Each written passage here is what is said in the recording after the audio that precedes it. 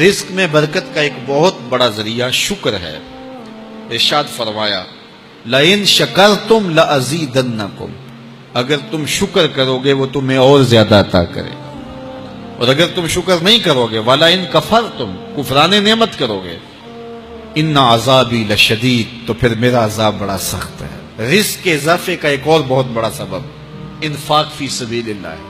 اللہ فرماتا ہے جو تم خرچ کرتے ہو تو جو چیز تم نے نکال دی اس کی جگہ اللہ تمہیں اور عطا کر دیتا ہے۔ بعض کا ہمارا یہ ہوتا ہے کہ کوئی آدمی مالی بحران میں آ گیا تو وہ کرتا کیا ہے کہ جو راہ خدا میں دینے کا کھاتا تھا پہلے اسے کلوز کرتا ہے، یہ فلاں مدرسے کو دیتے ہو یہ بھی بند کر دو، یہ مسجد کو دیتے ہو یہ بھی بند کر دو، یہ فلاں غریب کو دیتے ہو یہ بھی بند کرو، حالات ٹائٹ ہو گئے۔ لیکن 5 گاڑیاں ہیں تو 2 گاڑیوں پہ گزارا کر لیا جائے، پیٹرول بچے، یہ نہیں ہو سکتا۔ گھر کے لچھن وہی ہیں لیکن بند کہاں سے کیا؟ جہاں سے رزق آنا تھا۔ ہمیں تو یہ حکم دیا ہے جب رزق تنگ ہونے لگے صدقہ دے کے رب سے کاروبار کر لو، صدقے سے تمہارے رزق میں اضافہ ہوگا۔ یہ رب کا وعدہ ہے، اللہ کے وعدے جھوٹے نہیں ہو سکتے۔ رزق کی برکت کا ایک اور بہت بڑا ذریعہ النکاح ہے۔ فرمایا اگر تم نکاح کرو گے تم فقیر ہو وہ تمہیں غنی کر دے گا۔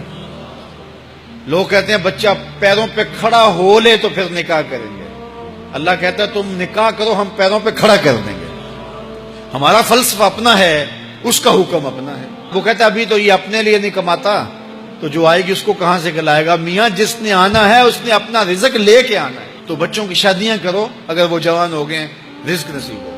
اپنے اہل خانہ کو نماز کے حکم دینے سے رزق بڑھتا ہے، کیونکہ جو صبح کا وقت ہوتا ہے یہ رزق کے بٹنے کا وقت ہوتا ہے، اور جس گھر میں صبح کے وقت لوگ سوئے ہوئے ہوتے ہیں وہاں بے برکتیاں ہوتی ہیں۔ تو طلوع فجر سے لے کر کے طلوع آفتاب تک اپنی اولاد کو، بیوی کو، بچوں کو نہ سونے دیں۔ اس وقت رزق بٹنے کے لمحے ہوتے ہیں۔ کثیر دعائیں مانگیں، تلاوت کلام مجید پڑھیں، اور نماز فجر مرد حضرات مسجدوں میں جا کے باجماعت ادا کریں، اور گھروں میں جو ہے وہ بیٹیاں بہنیں مصلے بچھا لیں تو اللہ کی رحمتوں کا نزول ہوگا۔ اب ایک حدیث میں رزق کے اضافے کا ایک اور نسخہ ارشاد کیا گیا۔ میرے حضور نے فرمایا جو شخص یہ چاہتا ہے کہ اس کے رزق میں برکتیں ہوں اور اس کی عمر میں اضافہ ہو تو وہ اپنے رشتہ داروں کے ساتھ سلوک اچھا کرے۔ رشتہ داروں کے ساتھ اگر اچھا سلوک کرو گے تو پھر تمہارے رزق میں برکت ہو۔ غریب ہیں تو ان کی مدد کرو، ان کی بیٹیوں کی شادیاں اپنے ذمے لے لو اگر اللہ نے آپ کو وسعت دی ہے، ان کی پریشانیاں بانٹ لو، ان کا قرضہ ہے تو اتارنے کی کوشش کرو، ان کو مشکلات سے نکالنے کی کوشش کرو۔ تم ان کو مشکلات سے نکالو گے اللہ تمہیں مشکلوں سے نکالے گا۔ تمہارے رزق میں بھی برکتیں ہوگی اور تمہارے مال میں بھی برکتیں ہوں۔ فرمایا بہتر صدقہ وہ ہے جو ناراض غریب رشتہ دار کو دیا جائے۔ اگر وہ پھنس گیا ہے، مجبور ہے، ناراض ہے، تو اس کو اگر دیں گے تمہارا نفس اس میں شامل نہیں ہوگا، تو یہ افضل صدقہ ہے جو ہر صورت میں قبول ہی قبول ہے۔ رزق کے اضافے کا ایک اور سبب الاحسان الی الضعفاء، جو کمزور لوگ ہیں ان کے ساتھ اس نے سلوک کرنا۔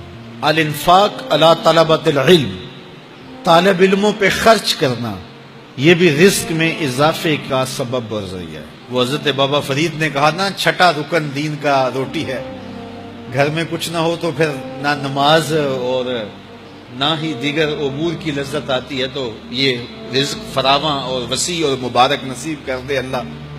تو اس کے لیے ایک اور وظیفہ میں دیتا ہوں، اور وہ یہ کہ مغرب کے بعد 21 مرتبہ سورۃ الکوثر پڑھ لیں، کثرت ہو جائے گی انشاءاللہ۔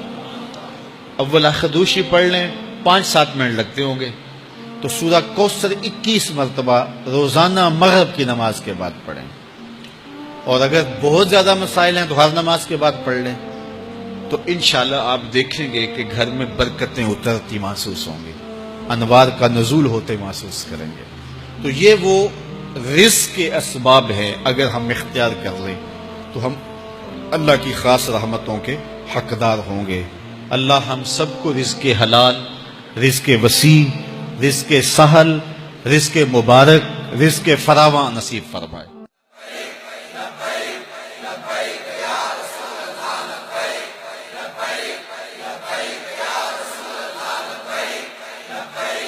لبیک یا